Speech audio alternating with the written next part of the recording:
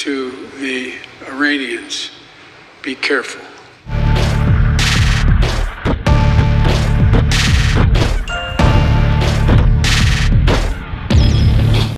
Nag-launch na nga ang troop ng Amerika ng airstrike sa South Syria na malapit sa Iran dahil nainis na rin ang mga Amerikano sa pag-atake sa kanila ng mga pinaghinalaang tauhan mula sa Iraq at Iran. At ang pag-atake na ito sa US base ay naganap noong nakaraang lamang linggo.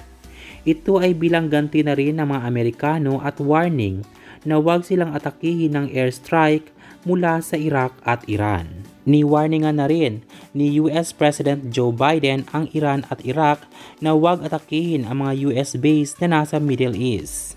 At ayon kay US President Joe Biden, kapag atakihin muli ng Iran at Iraq ang US base, ay magkakaroon ng malaking gulo. Mag-subscribe na guys at i-click ang bell button para palaging updated dito lamang sa Showbiz One.